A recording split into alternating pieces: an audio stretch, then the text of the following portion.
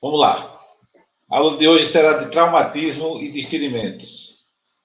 O que é um trauma? O trauma é uma lesão provocada no componente físico ou psicológico de uma pessoa, causando alterações no funcionamento normal de certos elementos. Pode ser definido também como um conjunto de problemas e lesões de um tecido, órgão ou parte do corpo, provocado por um agente externo. E também pode ser definido como estágio físico ou psíquico resultante dessas lesões. Então, assim, do ponto de vista do que é aguardado de traumatismo, o que está mais próximo da realidade do cirurgião é a primeira figura que vocês estão vendo. É uma lesão que o paciente recebe um trauma por meio de um soco e perde um dente, por exemplo. Mas é mais do que isso. Na figura de baixo, vocês estão vendo uma criança tendo um pesadelo. Um trauma, na verdade, psíquico, que não pode ser quantificado da mesma forma que o trauma físico. Em geral, o trauma psicológico é produzido a partir da vivência de uma experiência dolorosa, angustiante e crítica, como, por exemplo, presenciar a morte de um ente querido. Em muitos casos, por exemplo, vocês que fazem a parte de medicina, que vão para o pronto-socorro, mesmo a morte de uma pessoa desconhecida pode provocar um trauma psicológico para vocês. Alguns se assustam e passam um tempo abalado, pensando às vezes até em desistir da profissão, dependendo de como se deu essa morte. Também por sofrer algum tipo de abuso ou alguma situação próxima da morte. Então, trauma psicológico é algo real e que a gente tem que contar também quando a gente vai fazer o tratamento de um paciente. Mas o que a gente está mais habituado a enfrentar é o trauma físico. E esse trauma está relacionado a um tipo de lesão ou ferida que afeta diretamente o organismo a nível somático. Então, é um acidente, é o resultante de um acidente automobilístico, de uma queda de moto, de um ferimento produzido a partir de arma de fogo, etc. Então, existe uma situação que o paciente sofre dano na sua parte somática. Nós iremos ver, e aí para classificar o traumatismo, iremos ver esses tipos de lesões, as rupturas musculares, as entosses, luxações, fraturas, contusões, feridas e as amputações. Vocês podem interromper a qualquer momento, desde que vocês tenham alguma dúvida. O que é uma ruptura muscular? A ruptura ou ruptura, todas as duas formas estão corretas, vocês podem escrever tanto de uma forma quanto de outra, ocorre quando o músculo é estirado, deslocado ou torcido subitamente. Quando isso acontece com uma intensidade suficiente, pode ocorrer um pequeno rasgão do tecido muscular ou mesmo sua lesão completa. Então, qualquer estiramento do músculo, que às vezes só existe ruptura de pequenas fibras, com repercussão pequena para o paciente, mas pode ser tão grave a ponto de haver uma lesão tão forte que o paciente tenha ruptura completa. Geralmente, a ruptura muscular incide quando uma pessoa vai levantar algo pesado ou forçar demasiadamente um músculo. Então, existe maneira correta de você fazer o agachamento para pegar um peso. E se você não realiza de forma adequada, dependendo da intensidade deste peso, pode haver ruptura de músculo. As rupturas dos músculos acontecem mais facilmente quando esses não são suficientemente aquecidos e estirados. Então, é de boa norma que vocês, antes de praticar uma atividade física, uma atividade que exija até a atuação vigorosa de músculos, que vocês façam alongamento e que façam também aquecimento. A ruptura muscular geralmente afeta os músculos do pescoço, é o torcicolo, muito comum. Costas, coxa ou a parte de trás da perna, a panturrilha, como vocês estão vendo aí, que é muito comum em atletismo. O paciente faz um esforço além do que ele está habituado e a musculatura sofre uma lesão. Essas rupturas musculares elas podem ser recorrentes, sobretudo quando acontece no pescoço ou nas costas. Então, tem pessoas que frequentemente, às vezes por escolha inadequada de um travesseiro, por exemplo, apresentam lesões no pescoço ou nas costas decorrentes de traumas repetidos. Então, praticamente, o paciente emenda a ruptura na outra.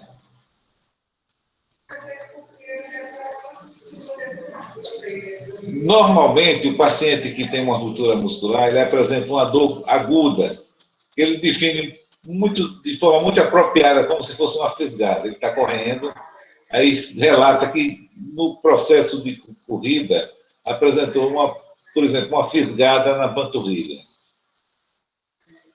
Devido à dor provocada pela lesão, decorrente da solicitação do músculo, pode haver uma incapacidade funcional. Então, de uma maneira geral, o paciente tem a lesão, sente a fisgada, a dor aguda, e ele para de correr. É uma resposta do organismo, uma resposta involuntária à lesão. O paciente pode também, decorrente do trauma, apresentar edema. Então, um inchaço na região. O diagnóstico dessa ruptura muscular, o diagnóstico imediato é simples, devido aos sintomas singulares. Então, o diagnóstico não é difícil. O paciente, para realizar uma ação que exija um esforço muscular, apresenta uma lesão. Vocês dão o diagnóstico facilmente. Agora, se vocês quiserem mensurar com exatidão o grau da lesão, a gente se vale do ultrassom ou da ressonância magnética de quartzo mole. E aí, o que é que a gente vai observar? A presença de coágulos. Então, quando vocês observam, existe a lesão, e decorrente dessa lesão existe sangramento, e vai produzir o acúmulo de sangue no local. O componente mais importante do tratamento de um músculo lesionado é o repouso. Então, é algo fundamental. O paciente tem uma lesão, repousar aquele membro afetado. Descansar o músculo diminui o edema, ou seja, o inchaço, e permite que a lesão evolua favoravelmente. Quando a dor diminui, aí pode-se iniciar movimentos normais, lentos e pouco intensos. É de boa norma, quando o paciente tem uma lesão, e que vocês possam fazer imobilização, ou seja, manter aquela lesão em repouso, o paciente evolua com menos dor. E a colocação de compressas de gelo com cuidado para evitar que se coloque o gelo diretamente em contato com a pele, produzindo queimaduras. Então, normalmente se coloca dentro de um saco durante 20 minutos, contribui bastante para a diminuição do edema. Normalmente, as microrupturas podem cicatrizar primariamente em 2 a 3 semanas. Se elas forem mais extensas, poderão necessitar de cerca de 6 semanas, ou seja, 1 mês e meio, para haver um completo restabelecimento da pessoa. Enquanto estiver a decorrer o processo de cicatrização, poderá ser preciso usar uma tala ou uma ligadura para imobilizar, ou seja, estabilizar a área da lesão. Hoje é muito comum também que se coloque essas bandas que vocês compram em farmácia, que aplicadas no local permite que aquela região fique em repouso. Então, o que que a gente viu até agora? O músculo sofre uma lesão, um estiramento, ele rompe. Quando o trauma é mais intenso e ocorre, além disso, separação momentânea das superfícies articulares ocasionada por ligamento, então o paciente é submetido a uma ação onde o membro afetado ele sofre uma ação violenta, de tal sorte que separa momentaneamente as superfícies articulares, o paciente tem uma lesão mais grave, chamada de tosse.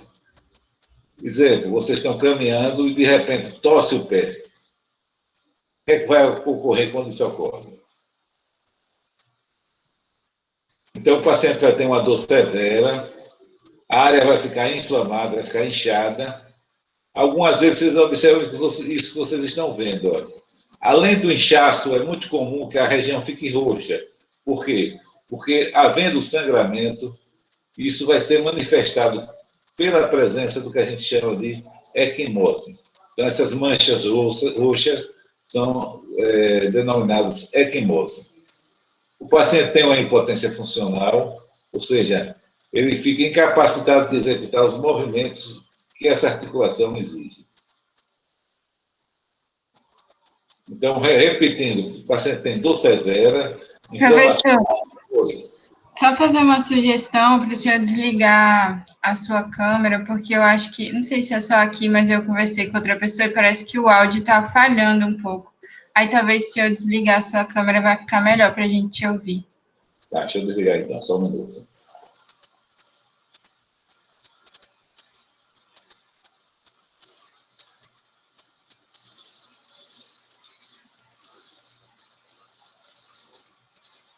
Bom, então, repetindo, o paciente que tem uma entosse, ele ficou melhor o som? Parece que sim, professor. Então, ele apresenta uma dor severa e a área lesada fica inflamada, fica inchada, pode aparecer equimose, ou mesmo hematoma, que é o acúmulo de sangue. E, decorrente da lesão, o paciente tem uma impotência funcional, ou seja, incapacidade para executar movimentos normais da articulação que foi lesada. Quando o paciente tem uma entosse, ele melhora bastante quando o membro é elevado, para mantido em repouso. Pode-se colocar localmente compressas de gelo, isso vai promover uma vasoconstricção, diminuindo o edema, e o gelo também tem uma capacidade de produzir analgesia na área lesada. Assim que possível, quando o paciente tem melhora da dor mais aguda, ele é submetido a um procedimento de fisioterapia para que sua volta seja bem aceita e que o paciente não apresente um comprometimento da articulação de uma forma mais acentuada e que possa produzir entorse de repetição. Vocês já tiveram entorse alguma vez? Já, mas nunca fiz fisioterapia não, viu, prof? A sua entorse foi leve. É uma dor violenta, né? Você vê estrela, né? E é do nada, assim, né? Tu tá andando e... É muito comum acontecer em decorrência das nossas calçadas, que não são muito bem planejadas. Você tem uma casa com um tipo de calçada, a vizinha já tem um outro calçamento diferente, e às vezes existe solução de continuidade que vocês não percebem, e na hora de pisar, você pisa, como a gente diz, pisou em falso. Aí a articulação sai do lugar. Bom, ela sai do lugar, mas ela não é como a luxação. Ela sai e volta na mesma hora. Diferente da luxação. A luxação é quando o deslocamento repentino, ou seja, súbito, e bastante doloroso, parcial ou completa, de um ou mais ossos de uma articulação. Então, a articulação, os ossos que compõem a articulação, saem do lugar. E essa luxação, ela sucede quando uma força atua direta ou indiretamente em uma articulação, empurrando um osso para uma posição anormal. Então, percebam nos desenhos que a articulação, o osso que compõe a articulação está fora do local. A lesão é mais acentuada. Vocês estão vendo aí uma articulação no ombro, da articulação do ombro e também do dedo da mão. A dor é o principal sintoma. Outro sintoma, outro sinal importante, e é o principal sinal, é a deformidade. Então, compare, por exemplo, esse paciente que está com o peito nu e observe se vocês conseguem visualizar a clavícula do outro lado. Ela praticamente sumiu em função de um osso que está fora do lugar. Então, perceba que no membro superior direito, ele apresenta como se fosse algo pontudo, tá? Como se realmente estivesse fora do lugar. Então, em função dessa deformidade do osso sair do lugar, o paciente tem uma perda da força muscular. Se for no braço, se a luxação for no braço, ou seja, nos membros superiores, é comum faz parte da propedêutica você pedir para o paciente apertar sua mão. E se for na mão, na perna, no membro inferior, pedir para movimentar o pé como se estivesse acelerando o carro. Então, esses movimentos são dificultados em decorrência da luxação, e o paciente quase não consegue executá-lo, e quando executa, às vezes, às custas de muito sofrimento, de muita dor. O paciente apresenta vermelhidão e inchaço no local. E a impotência funcional é muito manifesta. Então, normalmente, as luxações é um quadro bastante doloroso. Enquanto não se faz a redução dessa luxação, o paciente padece de dor. Então, quando vocês verificarem um paciente que luxou um dedo, um ombro, outro local muito comum é a mandíbula, tranquilize a vítima e providencie socorro, se você não sabe fazer a manobra de redução. Não tente, se você não sabe, recolocar os ossos no lugar, porque isso pode produzir dor intensa e o paciente, se não for bem conduzido, a própria dor faz com que haja dificuldade, porque a musculatura é exigida, dificulta a recolocação dos ossos no lugar. Então, só tente recolocar se você realmente souber a manobra.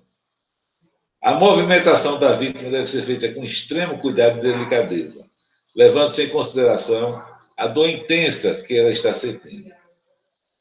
Coloque gelo na articulação lesada.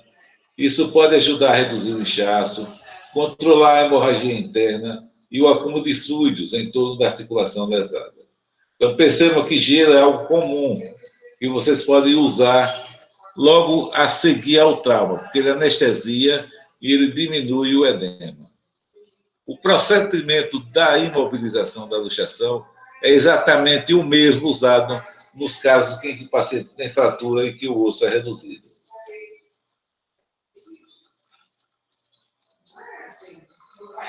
Então, por que é que eu disse para vocês que não tente colocar no local se vocês não sabem? Porque as manobras são extremamente...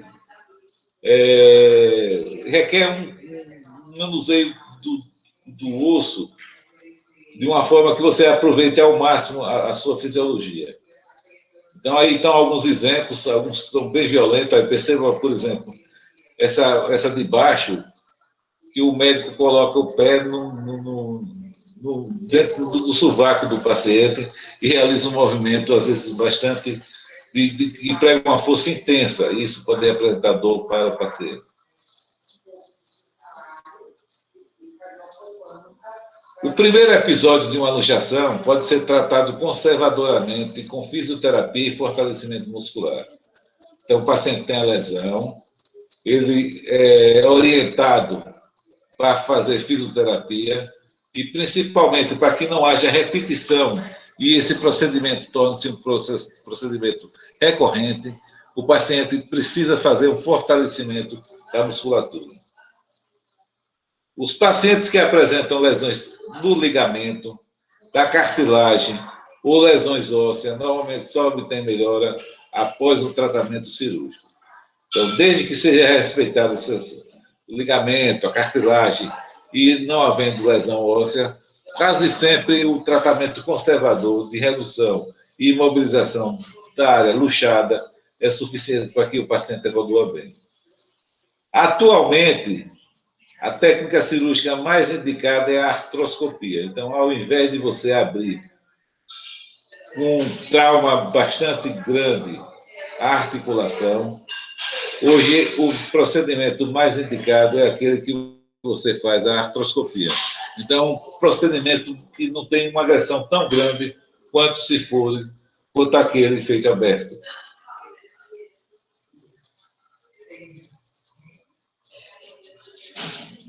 Bom, então percebam algo interessante. Olha. E a entorse, a articulação, ela é afetada, mas não existe um deslocamento do osso. O osso permanece no local.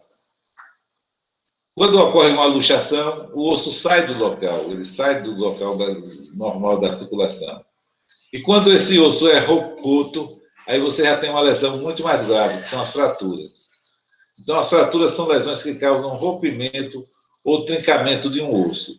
Então, perceba que ela pode ser uma luxação que altera a continuidade do membro, mas ela pode ser só um trincamento. O paciente tem uma fratura que a gente diz que é incompleta e não existe um comprometimento da extensão do membro, ou seja, você não percebe, no caso das fraturas que a gente chama que é comunitiva, quando ele ocorre mais de um local, a gente não percebe visivelmente que o eixo do membro está alterado. Aqui estão os tipos de fratura transversa, oblíqua, fratura em espiral, e as comunitivas, são as mais graves, são aquelas em que o osso apresenta mais de um fragmento de fratura. As fraturas são classificadas como fechada, ou seja, ocorre a lesão e a pele está íntegra, está intacta, sem lesão. Agora, quando além da fratura a pele é rompida, aí você tem uma fratura que é chamada aberta ou exposta. Então, elas vão originar uma lesão na pele, um ferimento próximo ao foco de fratura. São fraturas que vocês têm que ter muito cuidado, porque é algo que atrapalha bastante o tratamento da consolidação da fratura. Você não tem infecção. Então, quando você tem uma fratura exposta, quase sempre a área tem um comprometimento de sujidade muito maior, e isso deve ser observado na hora do tratamento. Essa área tem que ser rigorosamente lavada para que seja retirado todos os resíduos possíveis, para que minimizar a chance de o paciente ter infecção. Porque se ele tiver, isso pode comprometer o processo de ossificação, e o paciente apresentar pseudoarticulação, por exemplo. As fraturas geralmente ocorrem em virtude de algum impacto, queda ou esmagamento, sendo esta última normalmente associada a lesões de tecidos moles. Então, existe um impacto, um trauma direto na lesão, mas pode ser também decorrente do paciente, por exemplo. É muito comum em paciente idoso, que pode ter alguns idosos que apresentam com mais facilidade quedas. Na hora de cair, ele coloca a mão de uma forma inadequada, e isso, por si só, a colocação da mão de forma inadequada para amparar a queda e evitar que o paciente caia de vez, exercendo uma força muito grande na área, o paciente tem uma fratura. Muito comum em paciente idoso, uma fratura que é denominada fratura de Colles, uma fratura que ocorre no punho.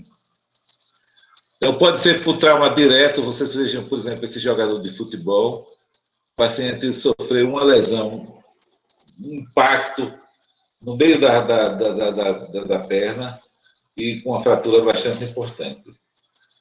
Se vocês assistiram Vale Tudo esse fim de semana, vocês viram, por exemplo, que a mesma pessoa aqui lutando com Anderson Silva. Anderson teve uma fratura, agora foi a vez dele. Igualzinha a fratura de Anderson Silva.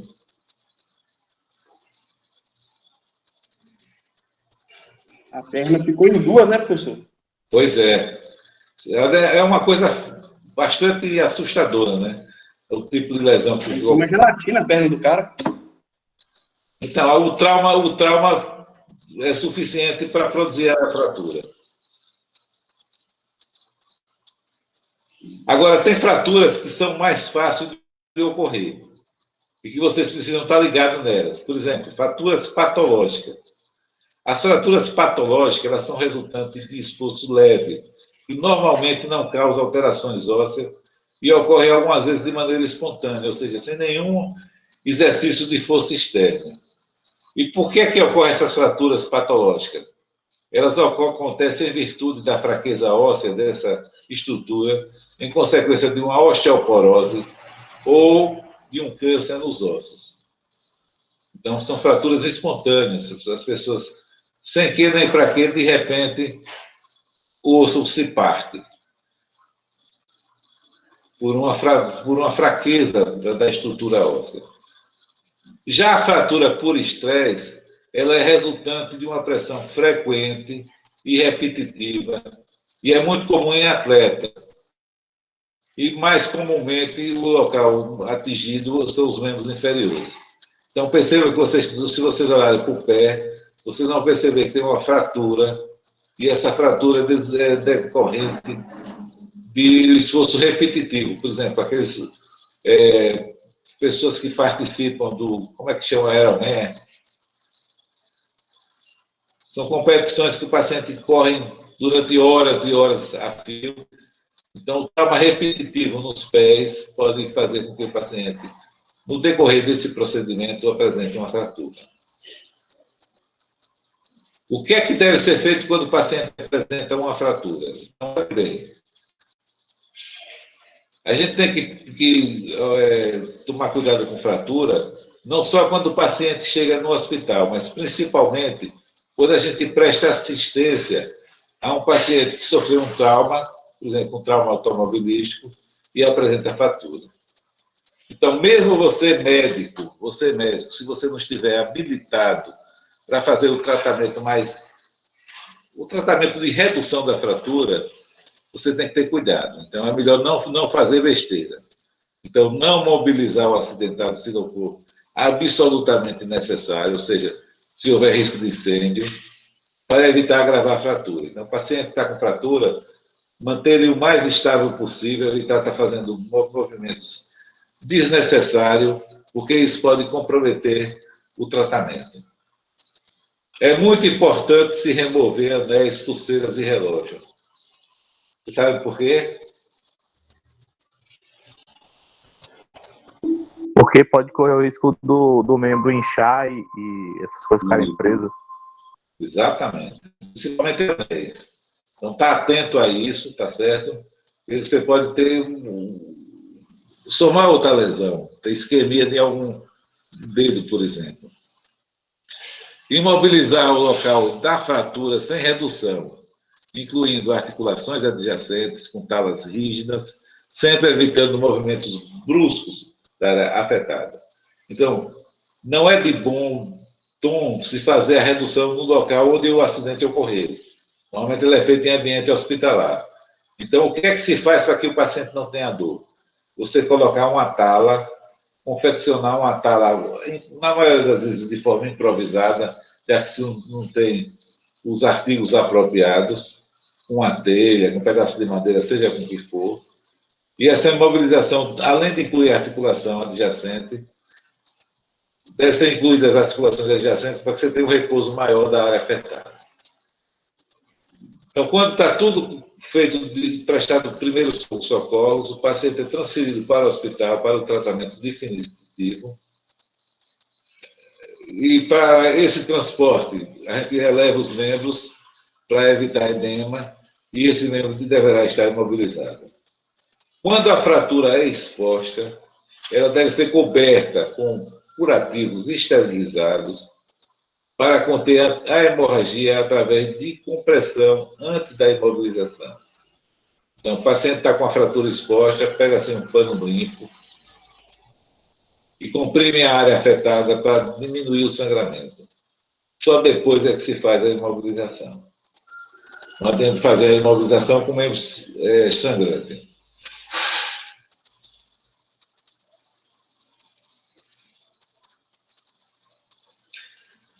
A imobilização pode ser feita de uma maneira improvisada através do que a gente chama de tipoia, com lenços triangulares ou roupas da vítima.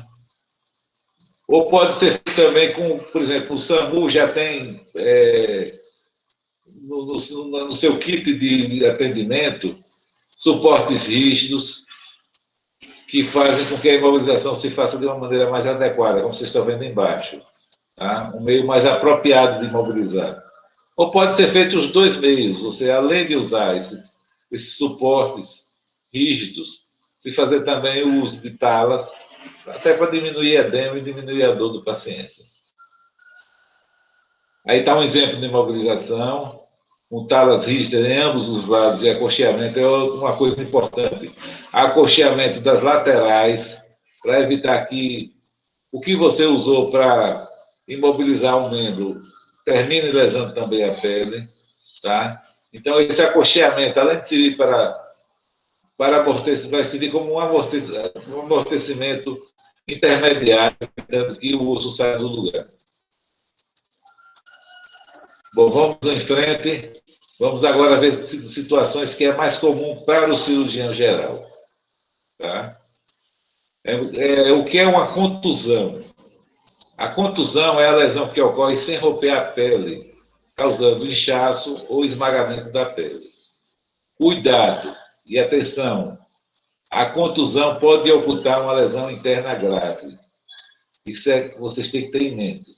Por exemplo, o paciente sofre um acidente automobilístico e durante o atendimento de uma lesão aparentemente que você só encontra ao abdômen com sinais de que sofreu uma ação contundente, ele está inchado, apresenta equimose, e vocês acharam que a lesão é só isso. E, na verdade, além disso, o paciente tem, por exemplo, uma ruptura de baço, uma ruptura de fígado. Ou o paciente que sofre uma lesão da cabeça, como essa que vocês estão vendo aí. Além disso, o paciente apresenta, por exemplo, uma fratura de crânio com formação de hematomas intracranianos, que é muito grave. A contusão ela é classificada de acordo com a sua importância.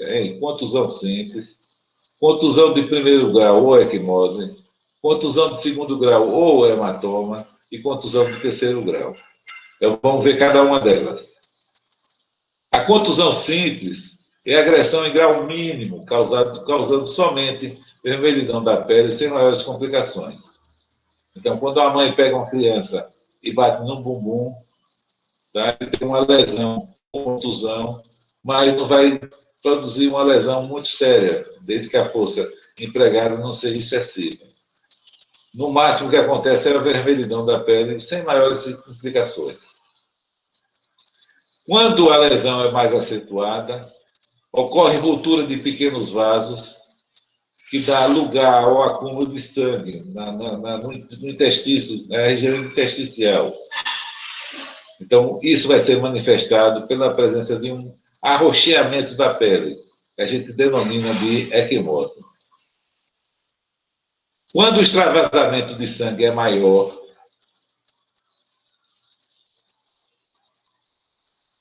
e esse sangue que sai dos vasos fica acumulado no tecido subcutâneo, vai haver o aparecimento de um hematoma.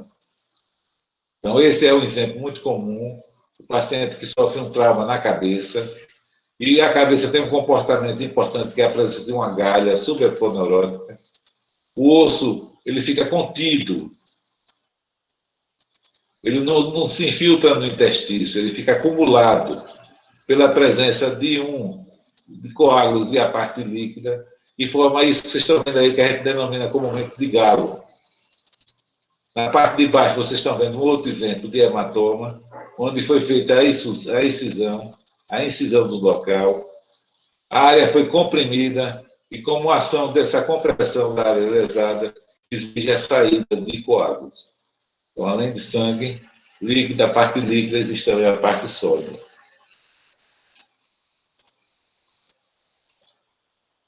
Eu acho que eu pulei alguma coisa.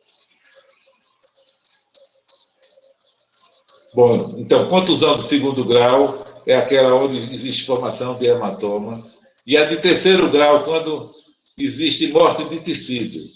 Então, quando você tem, por exemplo, um paciente submetido a um trauma e o sangue dentro do sangue é contido, por exemplo, um tecido aí que foi deslocado, e pode, esse tecido deslocado está morto. Aí vocês estão vendo um exemplo onde você tem uma lesão que tem sangue e outra que tem só líquido. Tá? Quando o paciente procura atendimento e chega para vocês, o que é que vocês farão? Então, o paciente que tem uma contusão se aplica no local frio, mediante compressa de água gelada ou gelo, e relembro mais uma vez, envolto em um saco de pano ou bolsa, para que não toque diretamente na pele, porque isso pode queimar. Você tem também queimadura por frio. A queimadura não é só por calor. Então, qual é a finalidade de se colocar o gelo?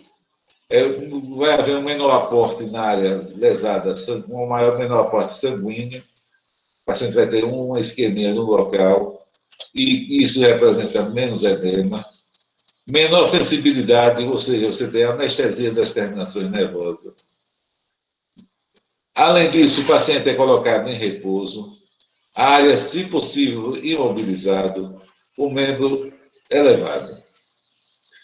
Se você tem um paciente que tem uma contusão, ele pode requerer que esse paciente seja encaminhado para um hospital. Quando existem sinais de doença grave. Uma vez que, em determinados pacientes contundidos, lesões internas importantes podem passar despercebidas. Então, se além da lesão, vocês acham, por exemplo, a lesão numa área que você tem um certo risco de ruptura, ou dependendo da intensidade do trauma, ou se o paciente apresenta alguns sintomas que eu vou falar agora, esse paciente tem que ser transferido imediatamente para o hospital. Então, por exemplo, se o paciente tem um trauma e ele apresenta sudorese, pulso filiforme, frequência cardíaca aumentada, o paciente tem hipotensão, principalmente ortostática, na hora que ele fica em pé, ele desmaia. Esse paciente pode apresentar algum sangramento interno. Se o paciente apresenta um trauma na cabeça, ele apresenta vômito, desorientação, hipertensão arterial, esse paciente pode estar com um hematoma dentro ou subdural ou intradural, e esse paciente precisa ser tratado imediatamente.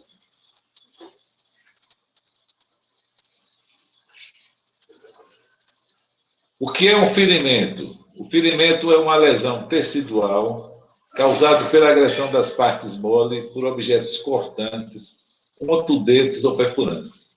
Então, o ferimento, ele não só é produzido por instrumentos que cortam, ele também pode ocorrer quando o paciente, por exemplo, ele sofre uma contusão. Se essa contusão for excessiva, a pele pode abrir. Então, você tem um ferimento que ele é lácero, contuso, ou seja, ele tem uma contusão e os bordos da ferida são irregulares, por isso que ele é chamado de lacerante. Então, o ferimento é qualquer perda de continuidade na pele secundária a trauma. E ele tem a importância, por haver risco de apresentar infecção, apresentar lesões em órgãos ou tecido circundante, músculo, nervo, vaso sanguíneo, etc. Como é que vocês dão o diagnóstico? Por exemplo, vocês têm um ferimento na mão e o paciente apresenta a queda do dedo, um nervo ou um tendão pode ter sido lesado. Os ferimentos podem ser classificados em leves e graves de acordo com uma ou mais dessas características. Então, isso vai definir a gravidade do ferimento. A profundidade. Os ferimentos profundos têm mais chance de lesar órgãos internos. A extensão da ferida.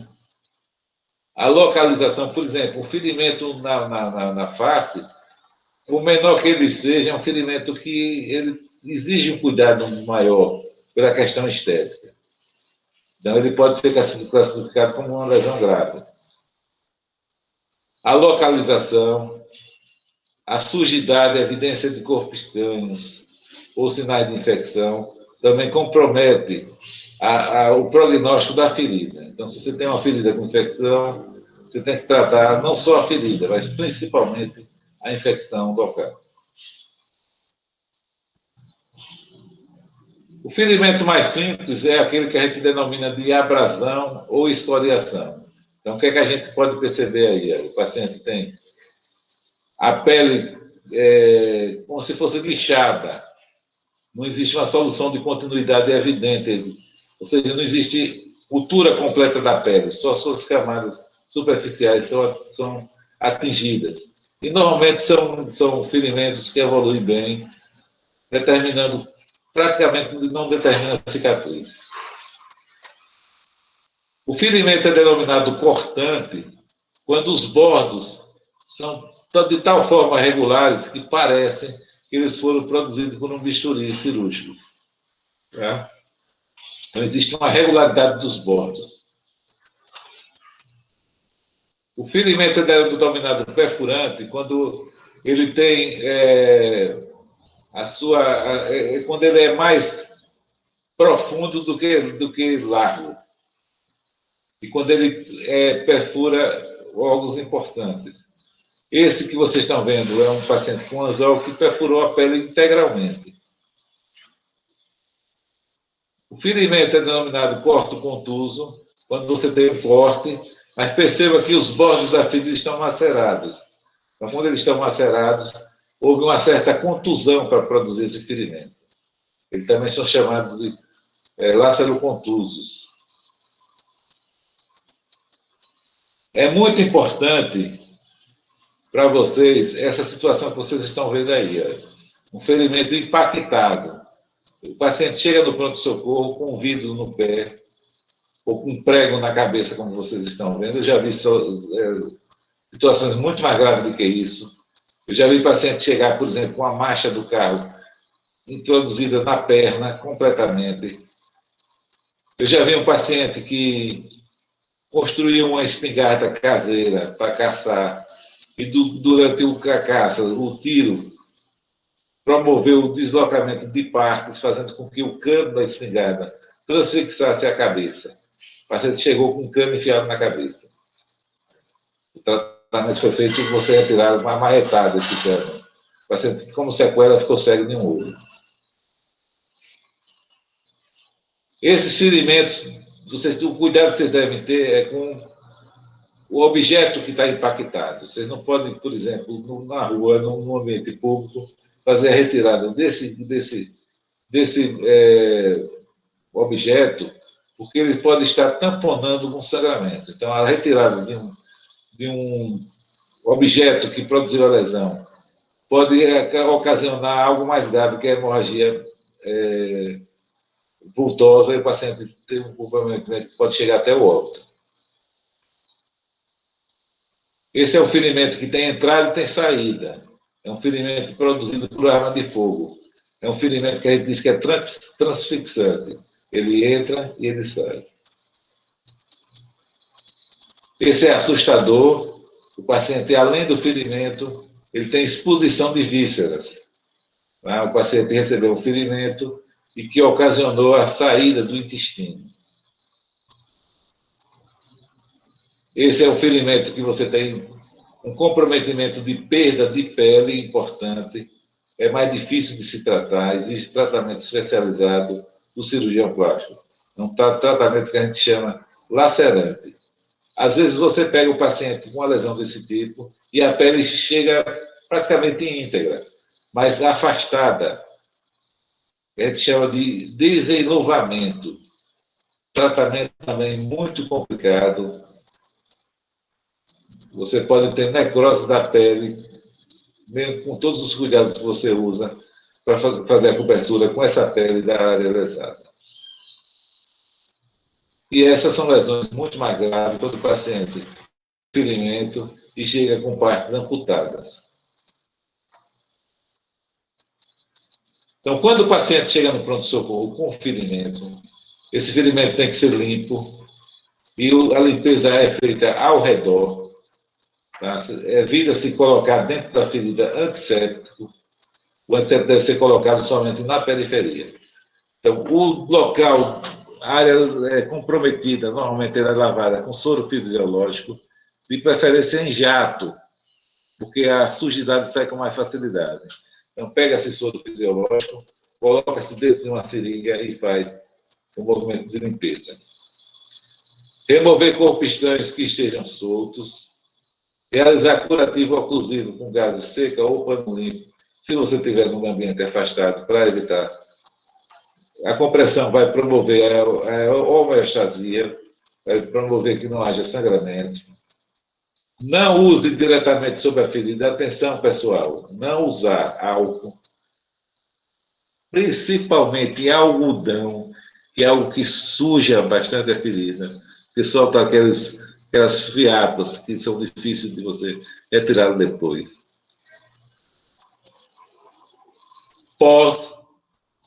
Os mais diversos, pós-secante, café, areia. Tem gente que faz uma química, pasta de dente, tá? E também não colocar dentro da ferida pomadas com antibióticos, que além de não servir, o antibiótico normalmente ele age do ponto de vista sistêmico e não local. Ele pode produzir sensibilização do paciente e o paciente vem apresentar alergia a esse antibiótico. Na presença do sangramento, fazer curativo compressivo e proceder às condutas específicas, ou seja, levar o paciente para o pronto-socorro para que seja feita a hemostasia e para que seja feita também a sutura. Objetos impactados, vou falar mais uma vez, não devem ser removidos, pelo contrário, eles devem ser fixados, para evitar que ele continue penetrando. Ele só deve ser retirado no ambiente cirúrgico, de preferência na sala de cirurgia, e se houver qualquer lesão, ela é imediatamente tratada. Se a separação das bordas da ferida é importante, a ferida precisa de sutura. É importantíssimo que todo paciente que apresenta ferimentos, que seja feita a profilaxia do tétano. Aqui está o esquema, tá? E como deve ser feito. Normalmente, o que é que se faz? O paciente, quando chega no pronto-socorro, se pergunta se é vacinado. Se ele for vacinado, procede-se ao reforço da vacina. Se ele não for, o ideal é, além de você fazer o soro antitetânico, ou preferencialmente o tetanograma, que é a tetoglobulina humana, tem menos alergia, que o paciente, além do soro, além da tetanograma, que ele faça já o seu processo de vacinação. Isso permite maior segurança. Por quê? Porque tem situações que você tem um período de incubação muito longa do tétano, o paciente fica protegido durante um tempo relativamente bom quando toma o soro, porém, quando ele deixa de fazer efeito, pode ser o tempo que as bactérias comecem de novo a fazer um processo de agressão e o paciente apresentar um tétano numa fase muito posterior. Então, o ideal é que você, quando tem a perda da atuação do soro, você tenha a sua imunidade já ter sido induzida por vacinas para fazer com que a infecção seja combatida pelo próprio organismo. Então, depois vejam aí tudo direitinho nessa tabela para vocês colocarem em prática.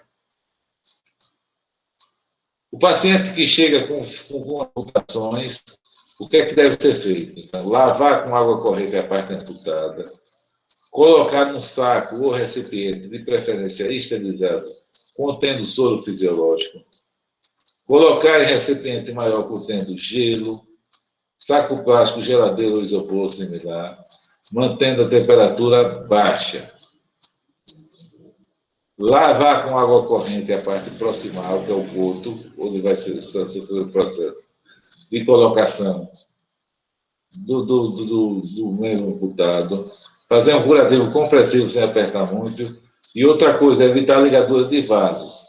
Então, se o paciente tem um sangramento e ele puder ser contido por compressão, é o ideal, que você evite amarrar o vaso, porque quando você amarra, aquela parte distal à ligadura é perdida, e isso pode comprometer sua cirurgia, a ligadura dos vasos que permaneceram no corpo com aquele que está do tecido amputado.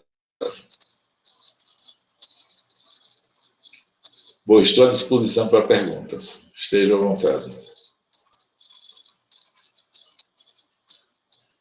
Professor, esse tipo de atuação, esse tipo de procedimentos, o generalista não tem competência para fazer, não, né? O que é que você chama de generalista?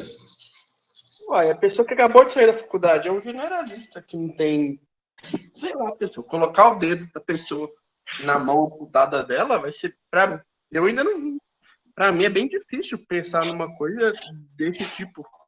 Olha, logicamente que você não vai fazer o tratamento de algo, isso vale para tudo, tanto a parte clínica quanto a parte